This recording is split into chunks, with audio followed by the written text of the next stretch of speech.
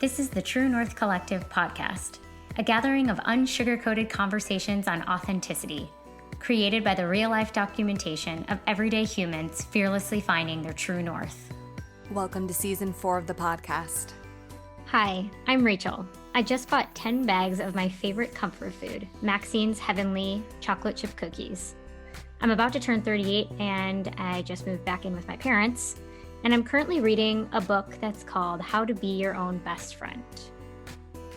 Hi everyone, my name is Edgar, and I have over 300 potted plants inside our house. I love dancing alone in the garage like crazy, and I am part of the Clean Plate Club, which is like a childhood thing. Hi, I'm Jenell. I once flushed my clicker down the toilet. I've dressed up like Legends of the Hidden Temple characters at work, and I eat gummy vitamins like candy. And we are your hosts of the True North Collective podcast. Boom, intro done. What do you dance to in the garage? Oh my god, a lot of different things. It depends on the mood. I feel like in my mind, I believe that I'm like this like world-known, international dancer. That is totally how I am. Do you have any mirrors, or are you just like in your own space? Just my own space. And it can be, sometimes it's like salsa and merengue, and sometimes it's just like very slow emotional music or hip hop. I don't know, whatever. It's just like freestyle movements, I guess. The best. Absolute best. I like I said, I just moved back in with my parents, and I'm in like a pretty big room. And so I told them, I was like, I want to rearrange everything, create all this space. And that's literally what I want to do, is just turn on music. And I think I've heard it called ecstatic dance, where it's just like you turn the music on and you just do whatever is like calling to you. And I need that in my life so bad right now. Yeah, I don't know. I found that very helpful, and it's still, I sweat a lot, and it's kind of like a workout.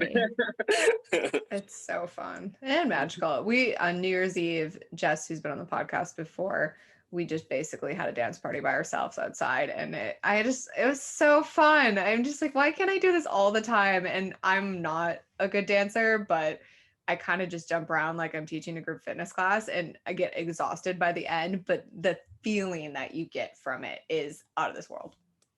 Yeah, that's crazy. Yeah, you just release everything. Everything. I had a friend in college who also was like, I'm the worst dancer, and I was classically trained, so I'm decent. I'll toot my own horn, but she would always be like, Rachel, teach me. And then I was like, it's not about the moves. You got to just embody your own body and whatever comes through. And so by the end of our like college experience, she would be like, look at me. And she would just be like doing these weird things. And it was so awesome. And I was like, no one can do that move, because that's like your move and it's beautiful. And yeah, it was so cool. So. Have you ever watched Renata Bliss on YouTube?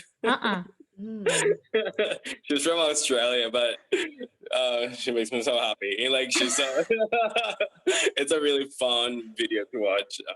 It's just freestyle dancing. I'm literally gonna watch that right after this. Yeah, link it in the show notes. Rachel, I'm surprised one of your random facts wasn't that you were able to get the handle weirdo on TikTok. Oh, well, I'll use that next time. Yeah. Because I still think that's super impressive. I'm like, yeah, Edgar, I don't know if you're on TikTok, but Jenell has been like, get on TikTok. And I was like, I'm too old. And so I got on, and then it said on the top, like, user 129610, blah, blah, blah, blah. And I was like, can I change that? And she's like, totally. Just like, you can change that, obviously. And so I go in there and I was like, what do I put? I'm going to put weirdo. And she's like, that is not going to be available. And then I'm like, it's available. I'm shocked. Maybe someone will pay me money for it someday. Yeah, that's a legit thing. Man. I'm pretty jazzed about it. Wait, so what is the Clean Plate Club? Oh, I know that. I'm in that one. What? Okay. What am I missing out on? So growing up, my mom always made us eat and finish everything that was on the plate. And I eat a lot, so like there were some times that I'm like, oh, I want more, and she'll be like, if you get more, you have to finish it. And that will always make me think, like, I don't know if I'm gonna finish it or not. But now it's a problem because I have to finish everything's on my plate. Okay, I understand. Rachel, you had that as well. Was that a rule in the house? Yeah, my dad came from a pretty poor family growing up, and so they always finished everything. And so when we were kids, we always, like, he hates throwing away food. And so when I first started dating, I didn't start dating until I was like in my 20s. Late bloomer. And I remember going on dates, and my boyfriend was, at the time, he was like 6'3", 220, like he was huge. And he like finished eating, didn't finish the food on his plate, and I finished everything. And he's like, "What are you doing?" And I was like, "I know, I hurt. It hurts." And he was like, "You don't have to finish all your food. What are you doing?" And I was like, "Yes, I do." And so I like slowly learned that not everybody does that. But yeah. Yeah, I remember I think it was the first time I came to the US. I'm from Guatemala, by the way. I came here to visit my dad, and I have a couple uncles. And one of my uncles took us to Las Vegas, but we were very young. I was 9 years old, I remember. And we went to one of the hotel buffets. And I was just like kind of shocked. Like I think I was having some kind of like a breakdown, like seeing all the plates, almost like pyramids of food, and then just taking them away. I was like, what is this? I think buffets, yeah, buffets are probably the most wasteful thing. Like buffets and cruise ship dinners are just like, I took one bite. Okay, here you go. Take it away. Terrible. Oh, Totally terrible. Different. I want to hear more about the clicker. Oh yeah, how does it even fit down the curve? I can't believe I've never told this. Well, I actually can, because it's pretty embarrassing, and they're like, never speak of this again. But I mean, everyone's probably gonna figure out what job it was, but I'll leave the employer out of it. But the presentation clickers you have when you're doing like a slideshow, it was one of those, and I had put it in my back pocket and just like quickly stepped out of the room from giving a presentation because I had to go to the bathroom. And I walk in, and it's like the moment, and luckily I hadn't done anything yet, but I was just like in there and, starting to bend down and like just hear this plunk. And I'm like, fuck. And I look down, and my clicker's in the toilet. And I'm like, God damn it. Like, this is like a work thing. I'm like, I'm going to have to fish it out of the toilet. Like I'm like, all right. So like I put my hand in the toilet, and I go to grab the clicker, and it's an automatic flushing toilet, and it flushes while my hand's in the toilet. And I immediately, of course, because when your hand's in the toilet and it flushes, like recoil, pull out. And then I look down, and the clicker's not there. It's gone. And I was like, okay, it's going to show, because like, how sometimes like things come back through, because I'm like, there's no way this clicker is going to fit in the pipes, right? And I wait. I probably stand there for like 3 minutes, and I'm just waiting. I was like, it's got to come back. It's got to show back up. Never did. I was mortified. And then I'm like, what do you do for that? Like, I'm trying to be a good person. So I go to the front desk, to the people that work in workplace services. And luckily I like knew one of them, because I probably wouldn't have done this otherwise. And I was like, hey, I got kind of like a random question for you. It's like, what kind of work ticket do you fill out if you flushed your clicker down the toilet? And she's just like, what? I was like, and they're like, don't ever talk about this again. Just leave it. Just be done. So flushed it down the toilet, never saw it again. Had to explain to my manager why I needed a new clicker. I'm like, flushed it down the toilet. Will you buy me a new one? Also kind of gross that you were like going to go to the bathroom and keeping it in your hand. Wow. No, it was in my back pocket. Oh, okay. That's why it fell in. If it would have been in my hand, I wouldn't have dropped it. But it was in like, I would always stick my clicker in like my back jean pocket. and like I just forgot it was there. It's like as I'm pulling up my pants, it's like bloop, right into the toilet. So it went in there after you went to the bathroom too? No, before. Oh, Thank okay. God. Yeah, like luckily no. It was like that's why I was like the saving grace of this story was that like it was the start of the pulling down of the pants. Like didn't even get the underwear off yet. Get real descriptive, but yes. Okay, so that's the saving grace. I know that we're not talking about poop, but there is this. Have you guys heard of a poop knife? What? A poop, What? a poop knife. We didn't warn Edgar that we always talk I about know. poop on the podcast. So sorry, Okay. that wasn't in the intro email. Okay, so I didn't know. okay, so apparently there's like a Reddit thread that I am not on Reddit either, but I am friends with people who are. And I bought an RV, and there's RV threads that you can be on, and people like support each other on like how to deal with just like random stuff. And so there is an RV thread about a poop knife, and it's like because sometimes in an RV toilet, if you take a really big dump and you don't like fill the water up ahead of time, it gets stuck and it won't go down the little hole. And so so people are like, I have this RV and I can't get the poop to go down the hole. Like, what do I do? And this person responds and goes, poop knife, duh. And everybody's like, huh? So apparently this person in their family, they have a family poop knife. And if you take a poop that's too big, it doesn't go down the toilet, you holler for the poop knife, and somebody brings you the poop knife, and you literally cut it so that it could go down the hole. And he said he was at a party one time, and he took a shit, and it wasn't going down. So he was like, poop knife, poop knife. And he starts screaming, and everybody's like, what are you talking about? Oh my God. Poop knife. So I want to have one now. That'll be our first sponsorship. Hey everyone, promo code down below for the poop knife. Oh my God, they're imagine. Oh my God. That reminded me of the first time I heard the word party pooper. And I was like, oh, what do you mean? Like, they go to the parties? And then my husband started like just cracking up. And then he showed me this video of this German comedian that explains it like the same way. Like, he was like, what? Like, do they just go to parties and poop? Sorry, I'm also changing this. Oh my gosh, that's so funny. No, it's so funny how there's phrases you like don't think about that stuff at all, and then oh, it's good. Oh my gosh, I feel like I'm totally a party pooper. You have your knife though. Only when I have my knife.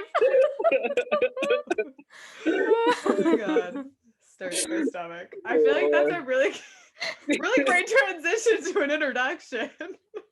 I needed this laugh today, though. Oh, good. I always tell people, I'm like, I swear, this will be fun. You don't know what'll happen, but it'll be fun. Oh my gosh. Well, we're welcoming Edgar to the podcast. As you mentioned, Edgar's from Guatemala, a lover of Shiba Inu dogs, a language connoisseur because he speaks Spanish, English, Mandarin, and Chinese, which, whoa, and wants to learn German, which I'm currently learning, so hit me up, and is a part of the strategic implementation team within professional services at Mindbody, and how we got introduced, and I learned about his love of plants, which we're going to talk about today. So welcome to the podcast. Welcome. Thanks.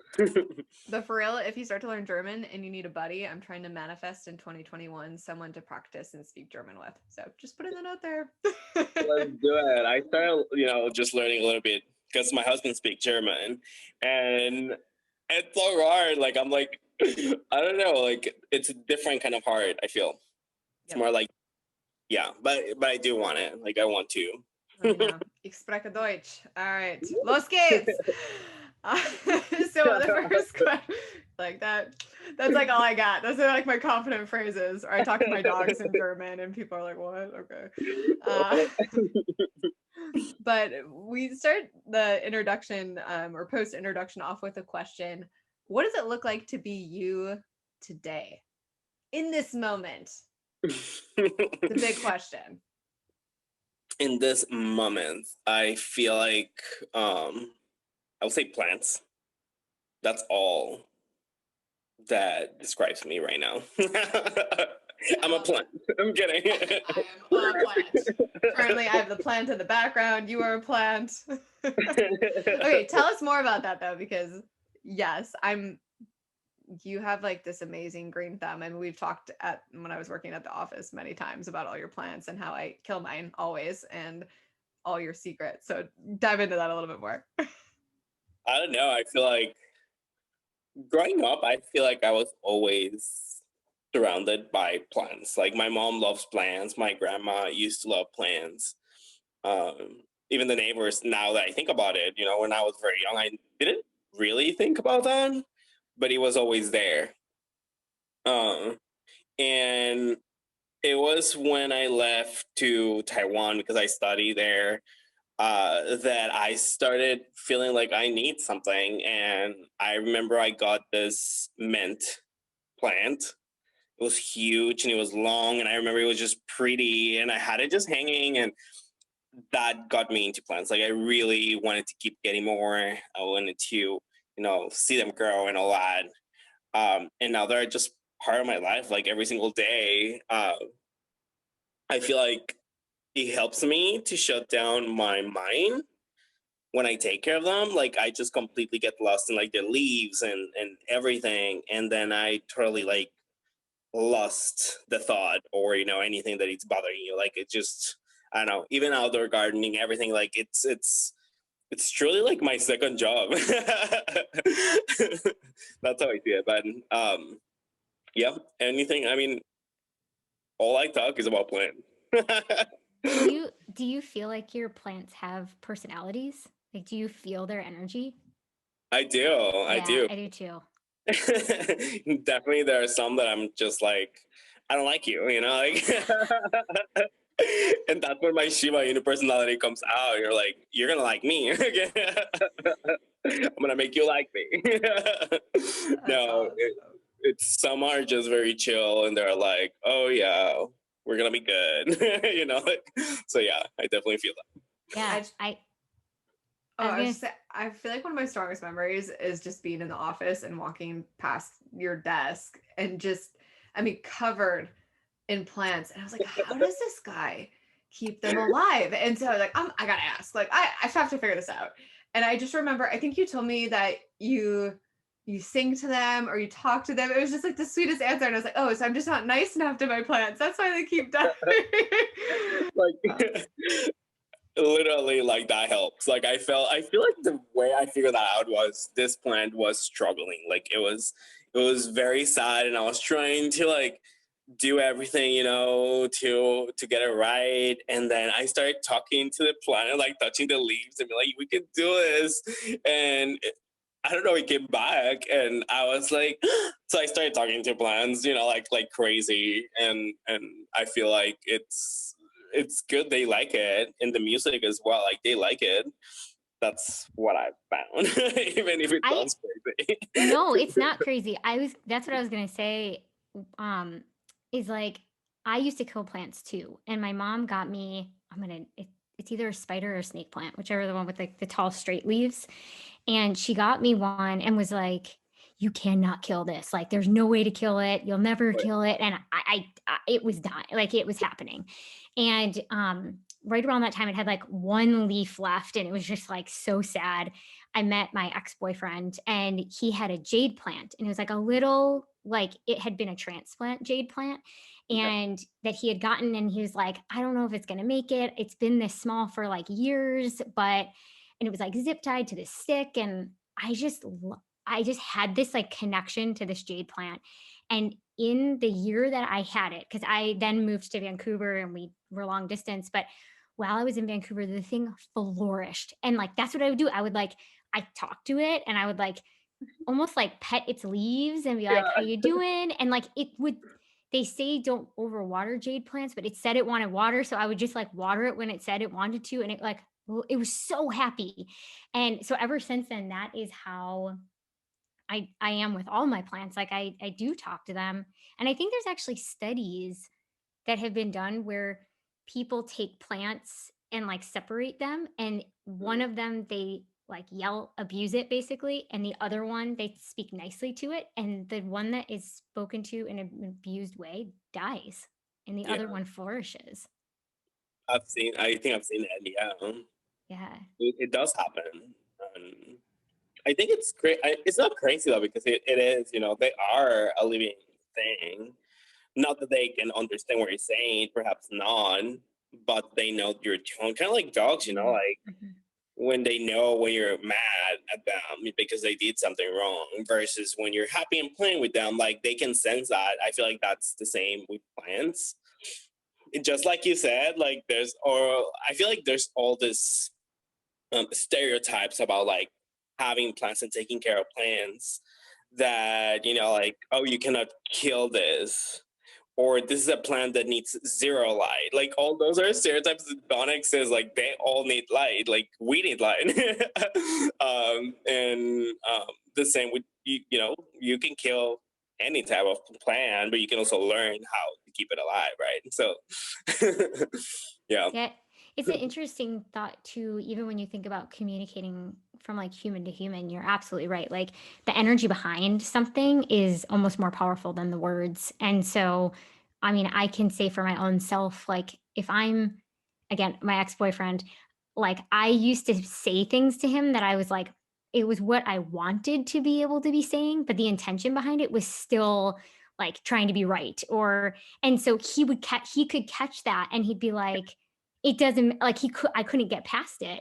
And so it is true, like that there are so many layers to our experience and to what we are sharing and interacting with at any given time. And you kind of forget about that.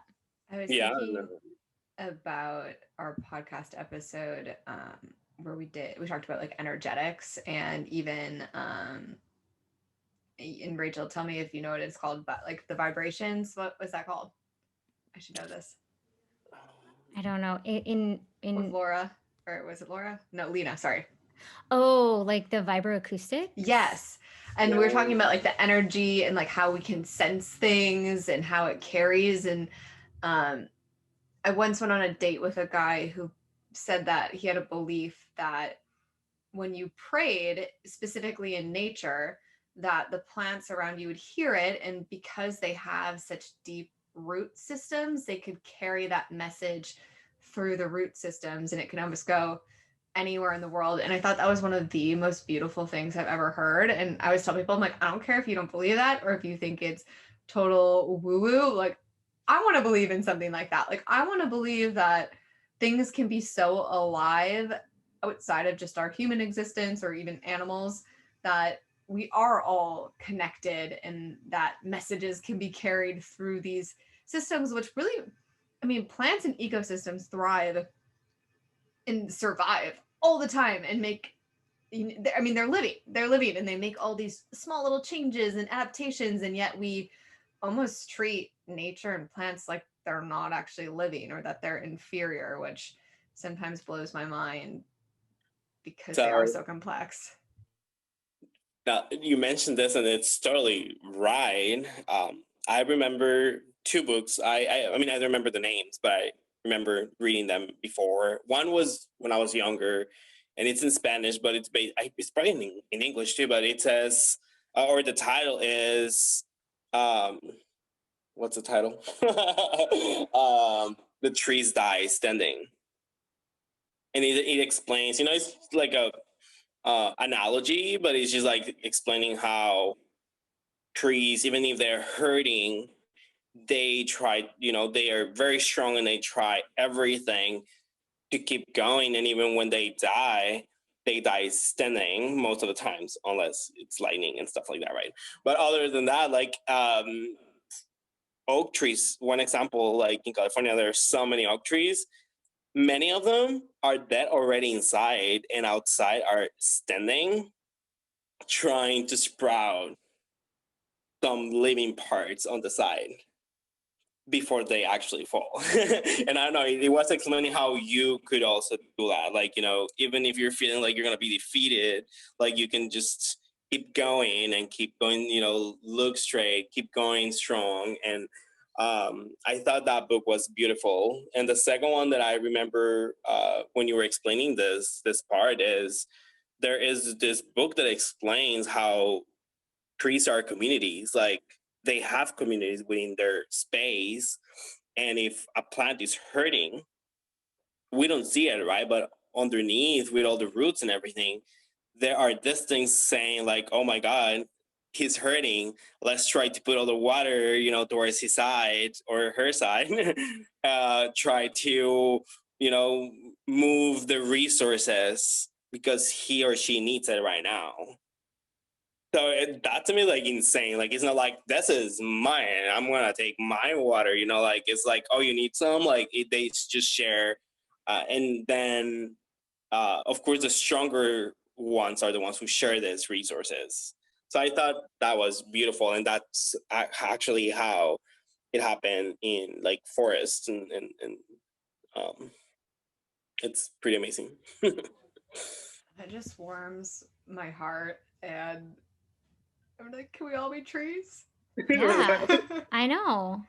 Truly though. There's like, another book. it is interesting though. I just joined a new team, and for whatever reason, this team is like kind of like that. Like I felt like people have gone out of their way to just like be there for me. I'm newer, and like it's not like the hardest job, but there's nuances to it. And I made a mistake this week, and I was really hard on myself, and people who didn't really know me were just like they just stayed with me, and they were like there, and I sadly have to say, like, I haven't really experienced a lot of that consistently. And it's like in the last 2 weeks there's been 4 people that I like specifically was like, I am going to give feedback to your manager of how amazing like I am okay. I am better because you showed up, and it made me want to do that for other people too. Like it didn't take away from them. It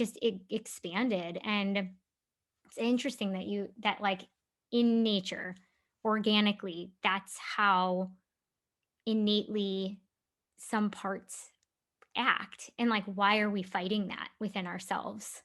That's like a natural quality, it seems. Why are we fighting that? I don't have an Exactly. answer. Yeah. And it's true. Mm-hmm.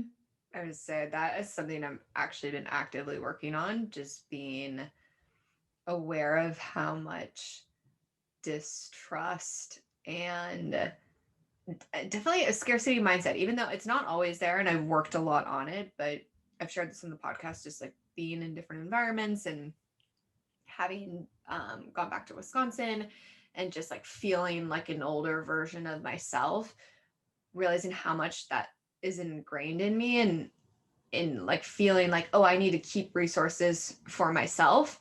And one of the things about San Luis Obispo and moving here and working at Mindbody and the people I met is their example of being that strong tree that was like, no, I'm actually going to give you the water because you need it. And just how much that blew my mind. And like Rachel, to your point, kind of like sadly in some ways, that I hadn't experienced that at such a scale, right? Like, you have your one-on-one people, but I'd never been in a workplace or a community where I felt like everyone was doing that consistently. And how much of an eye-opening experience that was for me to realize that I wasn't doing that and that I was coming from that scarcity place. And now I look at the people that I've met and I've interacted with, and it's like, if they needed anything, it'd be like, of course I would do, as long as it wasn't impeding on a serious boundary, like I would do what I could do to give that water back to them. And I'm so grateful for it, because I can also see that I didn't really have a lot of that before in my life, and just how transformative it is. And I'm sure I'm not the only person that was in that boat. No, I also felt it. When I joined Mindbody. I don't know if I ever told you this story. This is actually a good story. It's not related strictly to plants, but when we moved back to the US, I didn't have a job permit, and I had to wait 6 months. It was driving me crazy because at work since when I was like 18, and I've never stopped, and it just felt like I needed to work. I couldn't just be sitting. Um, and I knew my body. My eyes were on my body. And I applied, and it was a different position, and I didn't get it. And I was like so sad. I was so like, oh my God, like I really want it. But then I keep moving forward, right? And I got this job at a hotel in San Luis Obispo. And I was like, you know what? I'm going to get it. I'm going to do this for like about 6 months, and then I'm going to try again. That was my plan. Because if not, it's going to look too suspicious that I'm applying like crazy, right? So I did that. I got the job at the hotel. And the manager was really cool. Like, I really like him a lot. And then out of the blue one day, I got an email like, hi, we have your resume here. We have this position that it, requires Spanish, and I think you would be a great candidate. Do you want to apply? And I was like, oh my God, like I always thought that was a lie. Like when you apply to jobs and they say like, I'm so sorry, but we'll keep your resume. I'm like, that's a lie. They're never going to see it again.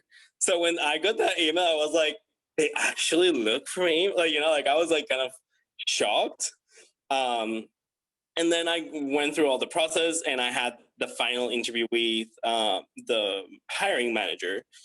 And I was super nervous. I went to the building, and when I saw her, she was like, "Oh, hi!" and she was like super excited, and she's like, "Oh my God, you work at this hotel, right?" And I was like, yes, I do. Like, why did you stay there or something? Like, I was like, how do you know? And then she's like, no, like, my boyfriend is the manager. And I was like, oh my God. I think like all my brown skin color turned into like pale like skin. I was like, this is it. I'm just not gonna get it. That was my mindset at that time. Like, thinking just like how most of corporations work, I'm like, that's it. This is not gonna happen. But I kept going, and she was making all these jokes. And then I went back to the hotel because I had to work in the afternoon. And I went back, and I was just like quiet. I was just like, no, no, no. And he's like, so how was your interview? And I was like, I just smiled, and I was like, it was great. And he was like, you would really fit in my body, he said. And I was like, do you think so? And I'm like, yeah, she really wants you. And I'm like, it was all this experience that I think they have never happened to me before. It's always like, you're mine, like you're in my team, you're mine, I'm never gonna let you go. Kind of like that was the experience that I've had before. And seeing that, and then he actually hired me in Mindbody. Like, I was like, I cannot believe this happened. Like, I was completely in shock, and it was just a super funny story that I have now. That I can only imagine. I had a similar experience where I've actually for Mindbody too, where I was flying out at the airport, and one of my coworkers saw me, and no one really knew I was flying out to San Luis Obispo, and I told her I was going to visit my boyfriend at the time. And when we got off the plane, I was like, okay, bye, because I had a layover in Phoenix, and then I like snuck away off to my gate. And of course, their gate was right next to mine for their layover. And they're like, we thought you were going to Phoenix. And then I had to come clean. And I'm like, I'm applying for a job. Like, I'm actually on my way to like a final interview right now. And yeah, it's amazing how when you surround yourself with people, because I was so afraid, right? So afraid that like she was going to go back and tell everybody. And I mean, not, and I trusted her. So like, I shouldn't say so afraid, but like, that's your initial instinct, right? And when you really surround yourself with people that just want to see you grow and want to see you improve and just want to support you, I mean, it's like, they're like, please let us know how you can help, didn't tell anyone. And it's, yeah, you're like, oh, like people do have my back. And it's kind of, my initial reaction, same thing, was just like, oh my God, like I just blew up something. What if I don't get this job? And then I'm not gonna have a job to go back to. And the fact that people do read your resume, because I've been applying for jobs right now. And I get those emails all the time, and I'm like, liars! You probably just tossed my resume in a dumpster and lit it on fire. That's what I always thought. And it's not always the case. It could be some cases, but not always. You are it was funny though. bringing me hope. You are being an expander for me, that there is possibility that. Oh, there are possibilities. Now I believe them. Yeah. Mhm. So yeah, never lose hope on that aspect. But yeah, Also, oh sorry. I was gonna say also just like you maybe wouldn't have thought that getting a job at the hotel would connect back to Mindbody. Like I've had things like that in my life where I'm like, I don't understand why I'm taking this left turn. It doesn't seem like it makes any sense, but it feels like it's the thing I'm supposed to do. So I'm going to do it. And then things triangulate down the road where I'm like, oh my gosh, that had to happen. And that put me in this position to be able to have that happen. Holy crap. I mean, that's how I got the job at Lululemon headquarters, which I had been trying to apply forever. And then it's really wild how that can happen. And so, like, trusting that gut sometimes over the path that you've like written out on the page that seems perfectly strategic. Like, sometimes that's not as conducive. It is. Um, I do believe that because I feel like just having the experience in the hotel, and I was also working part time at a deli in Arroyo Grande where we lived before, and I love the people I met there. Like they were so beautiful. Like the deli, like I literally walked in there because they had we're hiring job, and I'm like, "Hi, here's my resume." I was all ready, and she was just like, "Why do you want to work here?" And I was like, "I really just want to work." Like that was my response. I'm like, "I cannot be standing. I need to work. I'm like, please give me this job. Like I don't care what I'm doing. I just want to do something." I was really going crazy. Like to the point that I talked to my husband and I was like, I need a used bike right now. And he was like, a used bike? And I'm like, I need a bike. So we got a used bike from Craigslist. And I literally rode from his parents live on Etna Valley, and it's like all like huge. Like when you're driving, you don't see it, but there are so many hills, and it's like, So many. wow, right? And then I will say it's like maybe, oh my God, like 15, 20 minutes from like downtown or like further, downtown area. And I didn't care. I took the bicycle and I rode from their house all the way to downtown and then back. It took me like almost 6 hours. And I was literally dying. It was not even the best bike. I was like, I just need to feel that I can move because I didn't have a license either. So I was like, I need to feel that I can do something. I was really going nuts that time. But it felt good though. Like at the same time when I did it, I'm like, yes, I did it by myself. It was kind of cool. I feel like these stories are just so relatable right now too, because the conversations I'm having with people with COVID and being locked down and a lot of people being unemployed, and so many of us have never had that much time to not be tied to a career or to a job or any, and we're just like, what do we do with ourselves? Like, we can't socialize, we can't go, I mean, you can socialize and find ways to do it, but we're not socializing in the same way we were before. We don't have jobs to go to.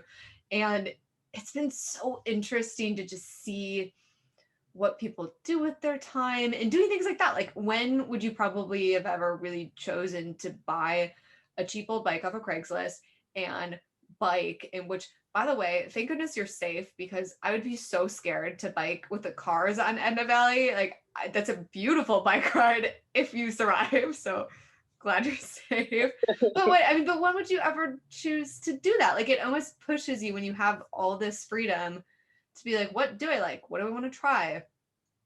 And it's been an interesting time. I mean, for myself included. It is. Sometimes you just have to like, I feel like just try things, even things that you've never done before. Just try them. If you don't like them, then okay, bye. And just, what's next? Like, what do I want to do? Like, I don't know. Like, for me, getting that job in the deli was just like, I don't care what it is. I just want to feel like I'm doing something. And I remember there were some people working there, and they had to chop the lettuce right? Like in the morning for all the sandwiches and salads and all that. And they were like, oh my God, I hate this. And I'm like, I can do it. Because I just wanted to do something. And they would just look at me like, what? And I'm like, just give me something to do. Like, I was so happy chopping the lettuce. Now that I think back, I'm like, oh my God, sometimes you forget. That's so, like, I wish we could live our lives a little bit more like that, though. Actually, similar when COVID started, I worked at a grocery store. And I still actually at this point had my full-time job, but I just wanted to get out of the house. And I was living by myself. I was like, I don't want to be alone in the house. So I got a job at Sprouts, the grocery store. And they told me I was going to do like an assortment of things. And I was like, cool, like anything to like be out in public, doing things. And I ended up being the cart and the basket cleaner, just like trapped between the two double doors. And to be honest, I mean, it got old after like 2 months, but for the first month, I was just like, this is so nice. It's meditative. I would like, people would walk in the door to the grocery store and be like, hi, just excited to see anybody. Half the people wouldn't even say hi back to me. I was like, it's okay. There's a face there. I'm still in community. But it is, and like I got so much joy from that. Just again, it faded, but for the first month of things that are just so simple because you have that contrast, which I think a lot of times we forget, right? Like we want to be happy all the time, or we want to feel abundance all the time. But when you're always feeling that, it's so easy to forget like the beauty and the joy and all those little things that when you don't have them or you feel like you've lost them, you get just this sense of like presence and satisfaction. Yeah, exactly. That's so true. And we get things for granted. Like, Mindbody. Rachel, if you don't know Mindbody, like there is a slide from the second floor to the first floor. And I remember the first time I walked there, I was just like, what? And then that manager was like, oh yeah, you can, just jump in when we finish the walkthrough and all that. And I was so excited. And I will say the first month, I was taking it a lot. I was just going like super excited, like, yeah. And then it started fading away to the point that I'm like, I haven't used this slide in like months. And there was this period of time that I'm like, you know what? I'm just going to go once a day. Like I have to take it once a day. And I started doing that. And I was like, it was so much fun. And now I'm like, I'm wondering how many people actually thought about it. Like, like, oh my God, I miss the slides, or I should have used it more when I had the chance, right? So I don't know. I found that interesting too. I miss the slide. I've missed the slide since I left. But I once a week was my goal to go on the slide when I worked there. What were you gonna say, Rach? It'd be interesting if that was like a secret interview question that they didn't tell you. And if you didn't, and they always just mentioned it like at the end, you can slide down if you want. And if you didn't, you were like, you're not part of our culture fit. And if you did, they're like, hired. I wouldn't have gotten the job. I didn't go down the slide during my interview because okay, but here's why. Because I have really tight dress pants on that I wore that day. And I was so worried that if I went down the slide because I was dying to do it, that I was gonna rip my pants in my interview. Yeah, that makes sense. Shoes are some other variants because some shoes, I remember a couple of times that I took it with dress shoes and I really flew away. Like You do. There were some people, there was like an interview, like I think some people were visiting and I just feel like, ah! But you signed a liability waiver, so like it's all on you. I've had that happen. I would warn people on their first day when we go on the slide because everyone would come really dressed up in their dress outfits. And I'm like, I highly recommend taking the slide. However, if you have dress pants on, you are about to fly. So be prepared. Like use your feet as brakes. It's all good. I've gotten rocked on that thing before. It was fun though. I didn't get hurt, but it was fun. It was like I almost felt a little bit scared that I was gonna like, I don't know, but nothing happened. Oh my gosh. When you and I were chatting about plants prior to coming in the podcast, you had mentioned that you sometimes tie plants back to diversity. Do you have any thoughts on that you could share with us? Oh my God. Yeah, I do. Like It's, I don't know. I think it's amazing. And I've always seen plants, like each plant is different. Like I literally can show you right now because I'm next to you if you want to. Yeah, show us and verbally describe for the audio listeners that haven't figured out we have a YouTube yet. Plug. So I have this plant shelves over here. But if you see, each plant is different.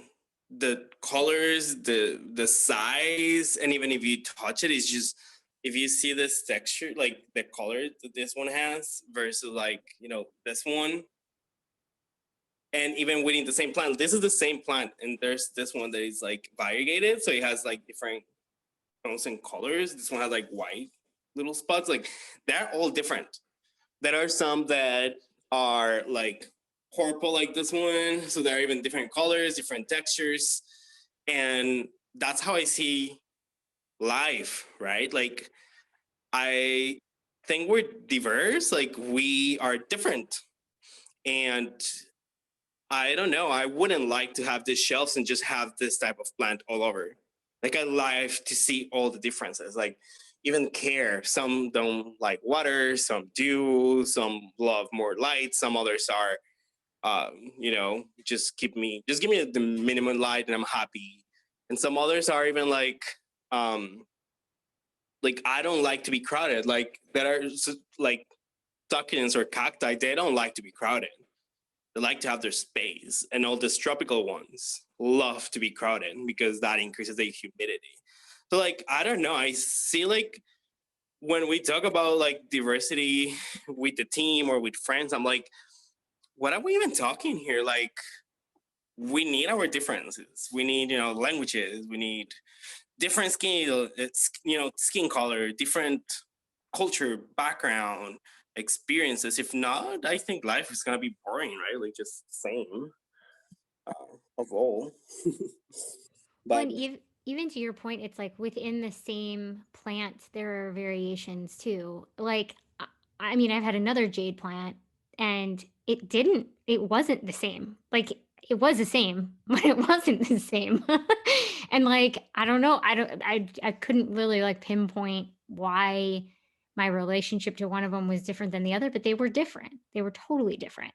And I guess you could get even more detailed on like the specific shapes were totally different and everything, but yeah, there's like a uniqueness to each. And I was going to ask you if you move those plants within that stand, do they behave differently? they do, So I do change some, and there are some that I've been playing around to see where they do better. But some of them, like I have had like on the bottom shelf, and they were just really not doing good. And I just have to move them to the upper shelf, and boom, they started like getting new leaves. So I was like, it was definitely something, like maybe the plant that was next to it, or maybe the amount of light. But like they definitely behave differently, and some of them don't like to be moved. Like the popular plant, the fiddle leaf, fig tree. That plant hates changes. If you change the water schedule, at least 3 leaves are gonna drop. If you move her, a few other leaves are gonna drop, right? So like just understanding, and that comes to the same with diversity and that part, right? If you make the effort to understand what the plants need, what they like, if they want to be alone, like just let them in the space, right? And if they want to be crowded, just do it, right? Like if you really, it's not always about you, it's about what you do for others. Yeah. And that is so hard for people to understand, and I don't understand why. Because a lot of the times we want to make things about us, right? Me included. Like that's just a human thing, but it's not about us. Like it's about like we have to make the effort to understand, and just when the other person see that, the other person will also start doing the same, right? Like that's the hope. It is quite profound. I mean, again, just going back to like a shelf of plants, if you tried to put every single plant on the top shelf or the bottom shelf, like some ones are going to flourish in different places, and to just assume that every single plant needs the same amount of water, the same placement, the same, is just like, duh. Like when I'm like sitting here saying it as we're talking about it, it's like, duh, but we aren't really that way with each other at all. It's very much, actually, Jenell and I had like a really good conversation. I think it was yesterday morning. I'm getting all my days confused, um, but about, like, we were both saying like we don't want to force, as we're continuing to grow this podcast and our relationship, like, we don't want the interactions between us, the connection, to feel forced. But what feels Mhm. forced to me might not. So, like, what I'm doing that feels natural to me and authentic actually was feeling forced for her. So she's like, it does feel forced to me. And then I was like, oh. And then she was like, so just let me be like this. And then I was like, doing it that way feels forced to me. And so it's really interesting to have slowed down enough to actually recognize that we could both be saying we don't want to force this, but what it actually means to force it is different for both of us. And so to actually understand those differences and what each other needs so that we can meet ourselves and each other where we both need to be so that we can make it work. It's just coming up for me. It's subtle, but it's not easy. Like, it takes time to actually, what are you actually saying when you need support right now? What does support, like, we use these really big, not big, like, simplified phrases that actually have a lot of nuance to them, and not a lot of time and care is taken into understanding those uniquenesses between each of us.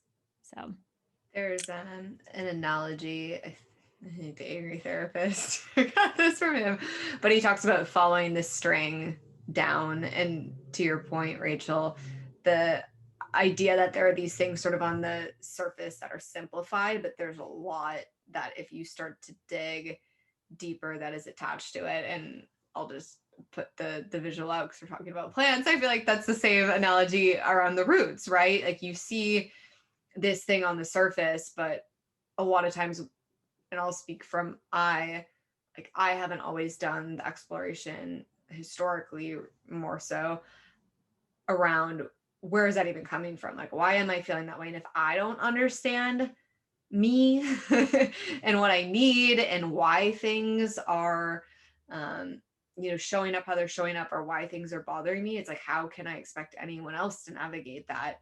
And it's not an easy thing to do. Like, we're constantly ongoing learning about ourselves, but I'm beginning to realize as I start to form deeper, stronger relationships that last longer, how much of my own exploration has been required in order to show up and actually experience those relationships in a way that is deep and isn't always pretty, but will hopefully have more longevity. And I feel like, part of it is also society, like our generation had so many things that we can chat about, but like we were really pushing to like not having difficult conversations. Let's just try to ignore, if I'm feeling like that, I'm gonna ignore this or I'm gonna ignore that, and not having actually discussions or talks, right? Let's just post an indirect, passive direct, what is the word? Oh my God. Passive aggressive? Thank you. Let's just post like this passive aggressive meme on social media to express how I really want to say the things to someone specifically, right? Or you see something on social media and you're like, was that for me? Like, you just instantly start thinking about things like that. And I'm like, not you, but we all have to, like, have this difficult conversations, because that's how relationships are going to get stronger. Like, I feel like I know a lot of people. I don't have a lot of friends. And those are two things that I definitely put very, very separately, because I feel like I call someone a friend when I'm like very close and when I can have different, difficult conversations or express how I feel about something. And a lot of those things happen when you have a stressful situation, most of the times that happen when you travel. And I have this theory, like, you have to travel together to figure out if you're really good friends and if you can work things out. And if you can't, that's the way I test things. Because the closest friends I've had have been in some trips or something, or abroad, and being like having this difficult situation, and we just work it out. Like, we chat it out. We didn't try to just cover it with something and forget about it, because it's gonna happen again, right? And so, like, that's how I feel. It's also with plants, right? Like, I have this theory, like, if you get this aloe plant and you have it in this spot and you water this amount of time and the aloe dies, and then you just buy another aloe, put it on the same spot, water at the same time, same amount, like, it's gonna die again. Like, it's you're not learning from the experience, right? Like, you have to understand, like, something is not good, and that's why it's dying. It's not that the plant is just dying. Like, if you move it to a different light, or if you read about the plant and actually understand it, like, that's when the plant is gonna start responding to it. And what are your actions in the plant dying that it keeps happening? Because I think sometimes, we're like, well, this plant was just no good. Wasn't me. Wasn't what I did. Wasn't that I didn't water it for 8 weeks. It was wasn't a resilient enough plant. I don't know. Well, and even in the way that you say that, this is going to be posted later, but today the White House was stormed. Is that the right expression? And I was trying to find like as close to a non-biased media source as I could, but even there, they were like, well, we have the CIA of head of da da da da da, and who's to blame for this? And I was just like, oh my gosh. It's like the blame culture piece too is just so, it like automatically divides. And so when I can't exactly remember the language you just used, Jenell, but I'm starting to catch my own self.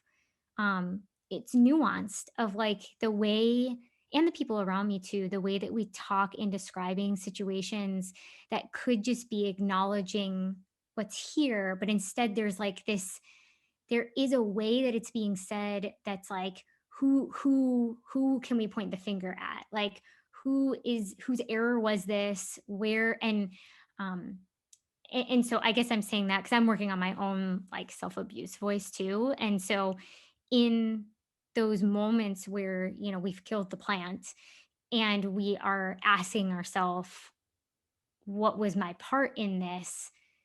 You know, I mean, maybe this isn't fair to say that the plant also had a part in it, but I don't know, maybe it does. Edgar, I'd love your take. Normally, I guess what I'm trying to play with now is I used to take on all the blame and just assume full responsibility of all of it. And now I'm like, yes, or put all the responsibility on the other person. It was like very black and white. And now I'm trying to go, I for sure contributed to this. You also contributed to this. And so what is yours that I need to allow you to handle? And what is mine that I need to go work, process, and figure out for myself? So anyways, that was just coming up as you were talking. Yeah, that the blame language is so like subtle. It really doesn't serve. It happens everywhere if you think about it. Like, company, for example, even customers. I had customers, that were really upset, and something was wrong, right? Something was done wrong.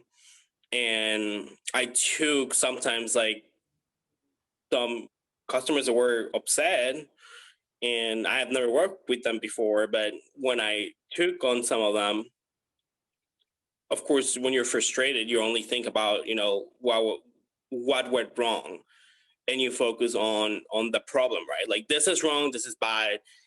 And I used to stop them.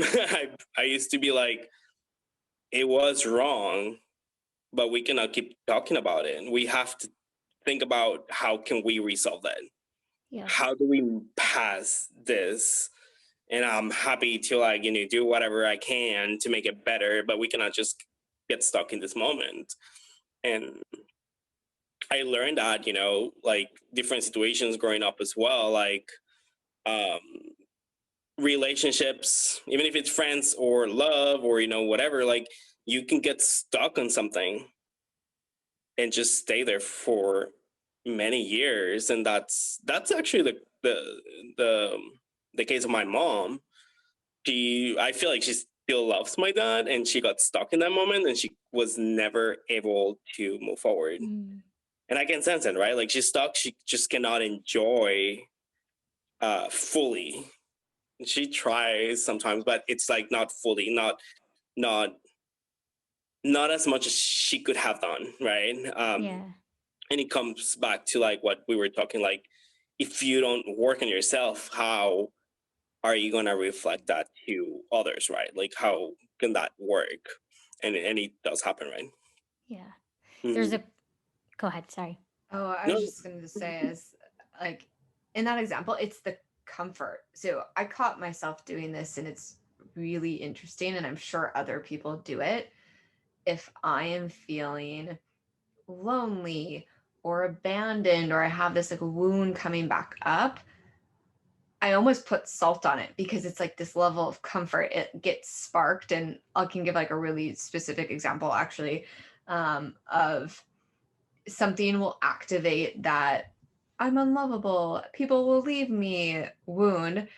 And then I find myself going on social media, and I'll look at like an ex-partner's social media and be like, I wonder what their life is doing. And as like an example to myself, because that's like I mean, it's uncomfortable, but it's like what I've known as an example to go back to, of like, yeah, you're right. You're not unlovable. You're in this space. And it's like tied together. And when you start to see those actions, like, I'm like, why do I do this? It's always the same trigger. And it's like, because there's a large period of time that I've spent in that mindset. And then there's almost a comfort in knowing that misery. And I go back to it, and I've actively had to stop and just be like, why am I doing this? And I can see it now. I see the pattern, and I'll do it. And I'll just be like, no, like you're trying to grow past this. Stop. Like stop with the small little actions of old patterning and habits, and move forward. But it is so ingrained. It is. It is. I can relate to that. So growing up, my dad left us. He came here to the US, and I didn't really talk to him. I was very little. I was 3 years old. So I didn't really remember, but then we started talking to him on the phone and all that stuff. And it wasn't until I was older that I started realizing that I had all this anger. And at some point it was really an issue, right? And like you said, it was like a comfort that whenever I wasn't feeling well, I will play this songs, and that will just trigger everything, and I'll be so mad. And I think there was a time that I had the chance to, like, when I was this angry, like to talk to him, and I was like, I don't want to, because the anger is going to take over, right? Like I have to work this first myself within, and then I can deal with it, and chat it out with my dad, right? Because I kind of realized like I can get stuck here forever. And I was like, I don't want that. I'm not that person, right? But you have to have those difficult conversations with yourself, and uh, do things different, just like a plant, right? Like you have to know what you're doing wrong and doing differently, and try to make those changes. Yeah, it's hard. I have to actually say that exact phrase to myself, like, I want to do this differently. And Rachel, when you're talking about self-compassion and not beating yourself up, also realizing that the experiences I've had have led me to this point, like not being mad that I have in the past like been in that cycle, or I have stayed in that emotion for maybe longer than what I want to, but that's just what it was. But I will say, like, in the moment when I'm trying to do the action, I'll stop and I'll say, I want to do this differently, and then redirect. So I love it. You said the same exact. I'm like, oh, those are the words. Those are it. My dad sent me a quote I don't know, a few days ago, and I'm going to butcher it, but it's something along the lines of you can't change your past, but you can change your ending. And um, it reminds me of plants too. It's like I've had a few fiddle figs that have not, they're real finicky. And, I've received plants that looked sickly. And like, if I receive something in that, it's like I can't really go back and change what's happened to that plant so far, but I can learn about what's here now and learn about what I can do to move to have it end differently. And I've been playing with that a ton lately when I get stuck um in that space of like, God, why would I have done that? How could I have done that? What? It's like, okay, how much more time do you want to spend being in that? Or can you just recognize that what's done is done and what's here now? And how do you want this to end? And what do you want to do to allow it to end the way that you want it to end versus the way that it has been? And so I think we're kind of all saying similar things. But I thought that was just like a very beautiful sentiment. And it's something that I can take every single day, no matter what happened yesterday. I still have possibility for where I can take this from here, which I loved. Would you both say that this is also related to like overthinking? Oh, hell yeah. Oh, overthinking A+ in that class. Dude, are there people that don't overthink? Yeah. Like, yeah. My husband is one of them, and I'm always overthinking everything. Here is my certificate. I'm kidding. I'm a master in overthinking. Oh my gosh, me too. Yes. Over intellectualization, overthinking, over planning, over all of it. Everything.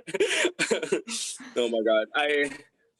I feel like I'm probably gonna change what we were talking about, but I was just gonna say I guess it's kind of related to like the blame that we were discussing, but I'm gonna say something related to it, and it's guilt. I feel like that's another thing that is ingrained in us, like feeling guilty about something. Like, what did I do?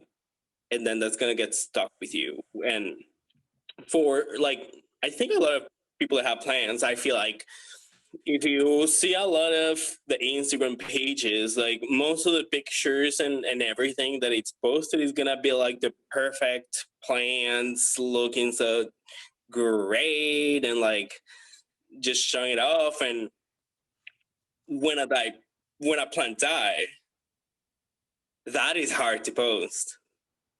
Like it's this part of like I'm gonna feel guilty, like I didn't do it right.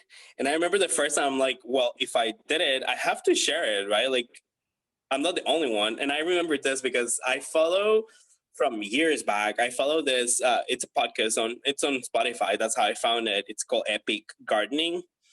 I totally like it. I love his podcast, his Instagram, his everything.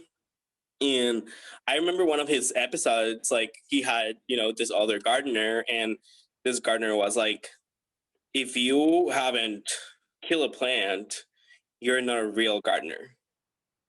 Like, it's just part of it. Like, you have to be able to accept it. It's inevitable, right? And that's how you learn. And that's the important part, right? Like, did you learn from it? Because then that's when you start getting that experience of like, I'm not going to do this again. Like, that's one of the things that I started last year as well. Like, I wanted to post sometimes, things that I do or experiments. And I got this story on Instagram, I think it was like a couple of weeks ago. And it was a tropical plant. I had this cutting and I wanted to plant it outside, but we live in California, right? Like it's not tropical, like it's not the conditions for it. But I'm like, you know what? I'm just gonna put it underneath this tree, so like it's like shady, so the sun is not gonna burn it. I just want to try it, and I posted on Instagram when I try it, and that was like a year ago. And then I saw Instagram, it tells you like some stories from like this day last year or something. And I was like, oh, yeah, I did try that. And it didn't work, right? So I shared the story and I'm like, this obviously didn't work. Like, but my point was like, don't feel bad if you kill plants, like I did it. We all do it. And when I was going to share, I was like, oh my God, I felt the guilt. I'm like, I killed this plant. And then I was like, then it comes to the fear, like, what if I post this and then I start losing followers or something? But at the end, I'm like, I don't care. I'm just going to do it. And I did it. I didn't lose any followers, right? Like, and the people that see it, like, they probably going to, like, I don't know. I felt like it was going to be like a good learning experience. And then after that, after I shared that, I was like, that's going to be the goal of this year. Like, if a plant die, I'm going to post it. I'm going to post some like RIP or something, and just be accountable for that and let the guilt just, go away slowly. But I don't know if that's gonna, I don't know how that's gonna do. I am bouncing up and down inside because one of I feel like our topics, and we'll see if this continues to be a theme already in 2021, is authenticity on social media and talking about how do you be authentic and how do you show your mistakes and how do you show like the moments where you're like, this sucks. Like, I'm not going to take a picture right now, but like, how do you show that? And I just think like in the plant example, it's, a simplified version obviously of life, but it's such a beautiful way of just being like, hey, we fuck up sometimes. Things die, things don't work. And Rachel and I have been talking, so I'll just throw this out here, about throwing parties around that. I mean, COVID is not like a party in person, but like, how can we just be like, hey, this plant died and made a mistake and I learned. Let's have I don't know. Let's all pop champagne from Zoom. I don't know. Just to like normalize that stuff because it is. I'm sick of going to parties for things that either are like a blanket blueprint that we've been handed down. Yes, they could be celebrated, but like I want to celebrate all the other random stuff that we don't normally celebrate. Like, I don't know. It's like, hey, I broke up with someone. Let's have a party. Or like, I don't know. I don't even know, but just random things that we normally don't celebrate the actual mistakes and the learning that comes from those mistakes. So we just try to push them under the rug or we keep them silent. And I was like, let's celebrate them. Let's just put them out there and have fun with it. Well, and if you take that quote, that Gardner quote, it's like, are you actually a real human if you don't fail? Yeah. Because truly, well, and you posting to me, what I heard when you were like, I'm going to post these plants that have died or I killed them. There's an honoring to that. Like when you sweep death under the rug, that's like, you're actually celebrating the life of this thing as long as it was meant to live. And there's a really beautiful, like that's a whole part of our existence that is in like the death of things that we just don't embrace. And I was a cancer survivor, so I have like a little bit of an obsession on like that part of our life that a lot, like we don't really want to talk, people do not want to talk about it. And I haven't really felt like I had quite a choice. And so I've just been like, I want to talk about it because I know how close it is. And like to be able to see I mean, that is a pretty easy and effortless thing, even though there's emotion around it and there is like, there's more there. Like that's a really cool way to be able to honor the life of something and to honor the cycle of something. I don't know. I love it. Keep doing that, please. I think it's awesome. I think it is. And like I said, it's like a challenge that I put to myself, right? I like to do it more. Not that I want to kill plants, right? But if I do, I like to post it. Like, so from this year, that's the rule. Like every plant that dies, I have to post it, but I'm going to post like what I've learned. So I think I'm going to take on Jenell's idea. I'm going to pop up the champagne. I'm going to record it and I'll tag you guys. I love it. Yes. A plant celebration of life and lessons. Yes, exactly. And like what you said, Rachel, like I feel like that's that's a huge topic, right? Because it comes back to like the hard conversations that we don't dare to talk about.